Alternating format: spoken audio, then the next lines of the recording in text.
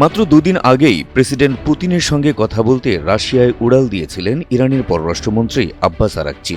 সেখানে ইরানের ইউরেনিয়াম, বর্তমান যুদ্ধ পরিস্থিতি ছাড়াও অর্থনৈতিক, সামরিক ও রাজনৈতিক অংশীদারিত্ব নিয়ে গুরুত্বপূর্ণ আলোচনা হয় দুই মিত্র দেশের মধ্যে। ইরানের পররাষ্ট্রমন্ত্রীর এ আকস্মিক রাশিয়া সফরই যেন দুশ্চিন্তা বাড়িয়ে দিয়েছে মার্কিন প্রেসিডেন্টের। তাই বুধবার রাশিয়ার প্রেসিডেন্ট ভ্লাদিমির পুতিনের সঙ্গে 1.5 ঘণ্টা ফোনে কথা বলেন ডোনাল্ড ট্রাম্প। আলোচনা করেন ইরানের ইউরেনিয়াম, যুদ্ধবিরতি, রাশিয়া ইউক্রেন যুদ্ধ নিয়ে। বোঝার চেষ্টা করেন যুক্তরাষ্ট্রকে নিয়ে রাশিয়ার অবস্থানটাও।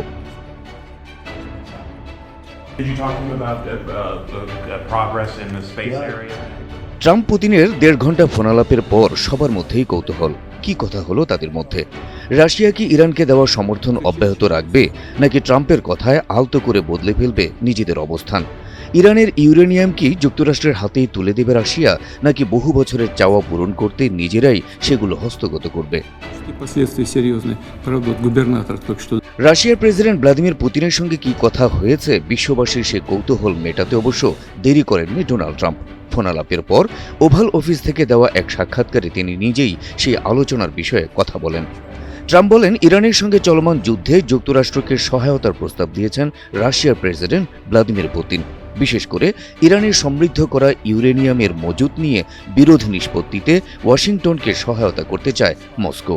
যদিও 2015 সাল থেকে ইরানের সমৃদ্ধ ইউরেনিয়াম নিজেদের দেশে নিয়ে যেতেই চেষ্টা করে আসছিলেন পুতিন। সিএনএনের প্রতিনিধিকে দেওয়া সাক্ষাৎকারে ট্রাম্প জানান, পুতিন যখন তাকে সাহায্য করতে চেয়েছেন তখন তিনি সঙ্গে সঙ্গে বলে দিয়েছেন, আমাকে সাহায্য করার আগে আমি আপনার যুদ্ধ শেষ করতে চাই। এ কথার মধ্য দিয়ে তিনি ইউক্রেন যুদ্ধ বন্ধের জন্য রাশিয়াকে চাপ প্রয়োগ করেন। জবাবে পুতিনও নাকি তাকে ইতিবাচক সাড়া দিয়েছেন। ট্রাম্পের মতে, পুতিনের সঙ্গে টেলিফোনে খুবই ফলপ্রসূ আলোচনা হয়েছে।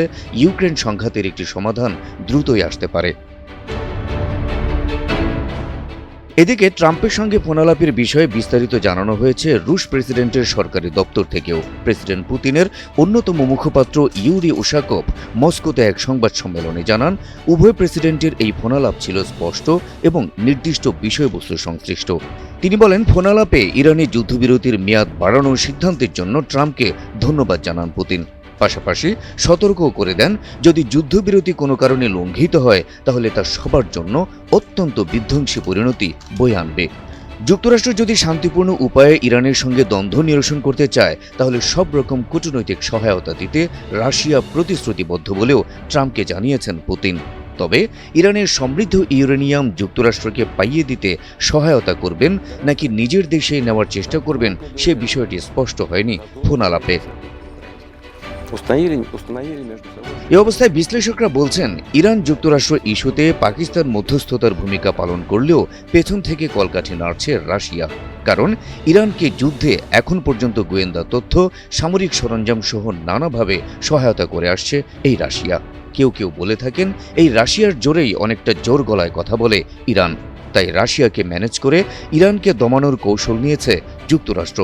1.5 ঘণ্টার ফোনালাপ মার্কিন প্রেসিডেন্ট ডোনাল্ড ট্রাম্পের সেই কৌশলেরই একটি অংশ মাত্র।